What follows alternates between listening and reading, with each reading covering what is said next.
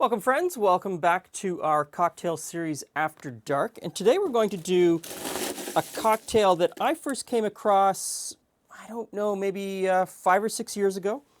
And when I did, it was called The Age of Consent. And I went home and I did a little bit of research, find out what this cocktail was, and I found references to it being created by a bartender in New York at Death & Co., and he called it Joy Division, which made me laugh. So obviously the bartender here in Toronto was giving a nod to that original cocktail because Age of Consent is a song by New Order. New Order rose out of the ashes of Joy Division. A little bit of music nerdiness for you. But when you go a little bit deeper, even though it's attributed to this guy in New York in 2008, when he wrote it down and got it into a cocktail book, when you go a little bit deeper, you realize that at its heart, this cocktail is just a very early martini with a special riff on it. When you go back to martinis in the 1890s and the early 1900s, they were gin, albeit Old Tom gin, but gin. They were vermouth, curacao, which is an orange liqueur, and orange bitters. And sometimes there was gum syrup mixed in there too. So the cocktail was a little bit different and it evolved over time. So this flavor profile is pretty well established. And what this cocktail does is it goes back, it uses a dry gin, triple sec, vermouth, absinthe. And so that flavor profile with the absinthe changes it just a little bit, but it is a riff on a very early martini. So let's get right down to it. Now you have to decide, gin, since gin is the biggest part of this recipe. And which gin are you going to use? There's so many gins to choose from. I'm going to do the cocktail today two ways, and I'm going to use two different gins and see how the flavor changes, how the flavor profile changes. And so the first gin I'm going to use is this one from Dillon's. They're a distillery in Niagara region, and I find this one to be very interesting because it starts with a base of all grain, but all of the grain is rye. So it's 100% rye before they make the gin, which I think gives it a very interesting flavor. So 2 ounces of gin into the mixing glass. The second gin that I'm going to use is also a Canadian gin. It is this horribly colored yellow one. It's made in northern Quebec, and it's made with a lot of botanicals that you find on Canada's open frozen tundra. And it's the lab tea, and lab tea is a very specific plant that gives it this yellow color. I like lab tea. When we lived in the north, I would drink lab tea for breakfast. Absolutely fantastic, I think anyway. So it has a terrible color, but the flavor is amazing, and if you can get past the color, it's a great gin. So those go in.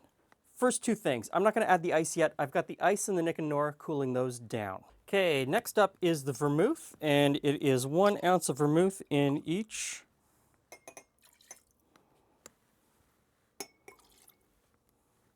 Triple sec, and that's a half in each. And then absinthe. So I've got absinthe in a dropper because you don't need very much. And so I'll just drop that in. Same amount in each one.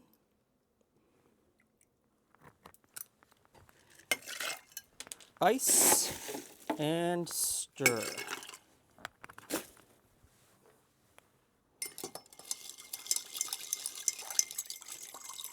Stirring with my left, not as good as my right. Okay, done. Get rid of the ice out of the glasses. And strain into, you could use a cocktail glass. I'm using a Nick Nora because I really like the design on the Nick Nora. It's got a really nice etching on the outside.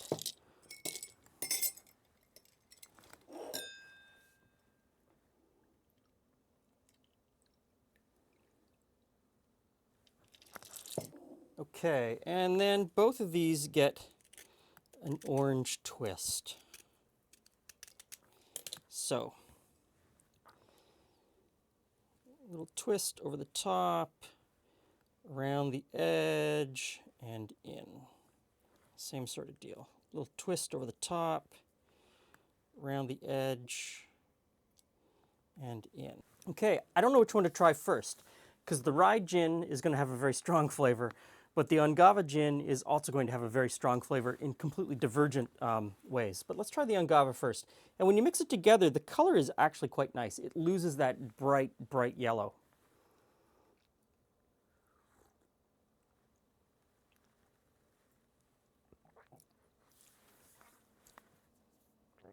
Quite nice. Gin is definitely there. You get that orange. You get a little bit of aniseed from the absinthe. I think you could probably bump the absinthe up a little bit if you wanted to get more of that anisey flavor. Let's try this one.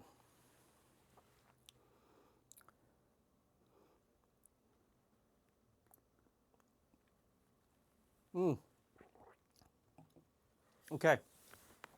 The gin is much stronger, spicier flavor. I didn't know that rye, that spicy rye flavor would come through so much on that gin. This is a much bolder cocktail. Everything else is the same between these two except for the gins. This one is really bold. This is something that, this is not an entry-level gin drink. This is an entry-level gin drink. Much more mellow, rounded flavors, pleasant for somebody who is just getting into gin and just starting to try gin.